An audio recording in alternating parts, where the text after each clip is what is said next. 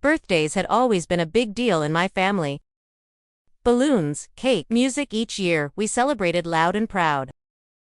So when my husband, Jack, suggested hosting my birthday at home this year, one agreed with one condition: it had to feel special.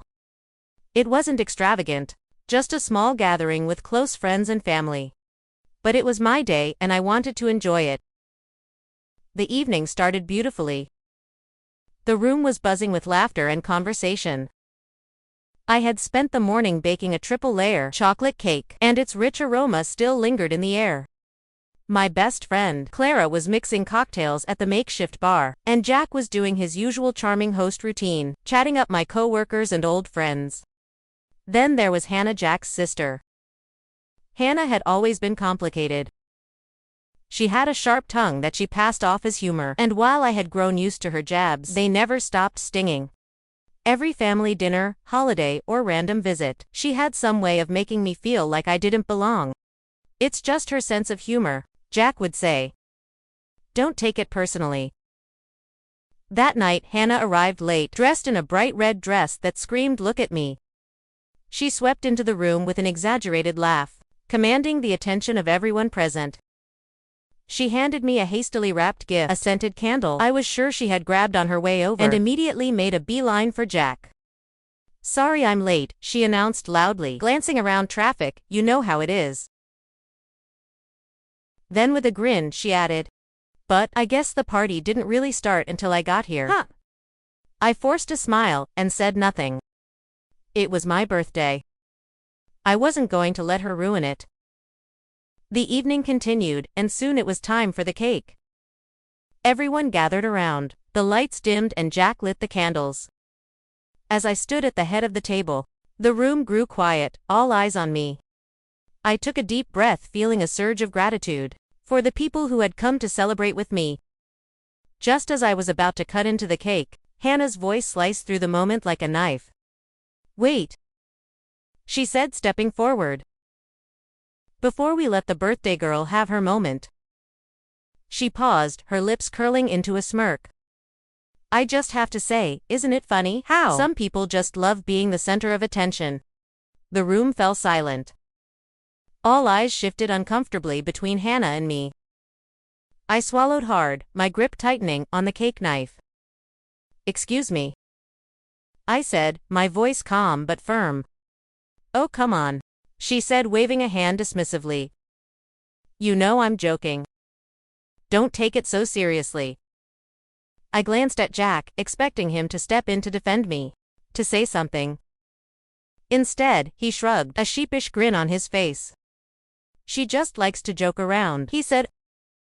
Something inside me snapped. I smiled, a sharp, practiced smile that didn't reach my eyes. "If that's the case," I said sweetly, "then I think you'll love my joke too." Hannah raised an eyebrow, clearly intrigued, but she had no idea what was coming. Moments later, I walked to the small table by the door, where a stack of envelopes sat. I picked up one, turned back to the room, and held it up for everyone to see. "Ladies and gentlemen," I said, my voice steady and clear, "I have a little surprise for you all." The crowd murmured in curiosity, and Hannah tilted her head, her smirk faltering. "This," I said, holding the envelope up higher, "is a letter from our dear Hannah. A letter I found tucked inside a drawer at my house last month." I looked directly at her now, watching her face go pale. I debated whether or not to share it, but since she loves jokes so much, I figured this would be the perfect time. Her eyes widened. "What are you doing?" she hissed, her voice low. I ignored her, opening the envelope with deliberate slowness. In this letter, Hannah had some interesting things to say about me. I cleared my throat dramatically. For example, I don't know what Jack sees in her. She's boring, predictable, and honestly, she's way out of her depth in this family. Gasps rippled through the room. "Stop it," Hannah snapped, her voice rising in panic. But I wasn't done. "If she thinks she can waltz in and replace the women in Jack's life, she's sorely mistaken." The room was dead silent now, save for the sound of Hannah's heavy breathing. Jack looked utterly confused, while the rest of the guests exchanged shocked glances. I folded the letter neatly and tucked it back into the envelope. I thought about letting it slide, I said, my voice shaking slightly with emotion. I thought about ignoring it like I always do. But not tonight. Not on my birthday. Hannah stood frozen, her face white as a sheet. I turned to Jack. You said she just likes to joke around, right? I said, my voice laced with bitterness.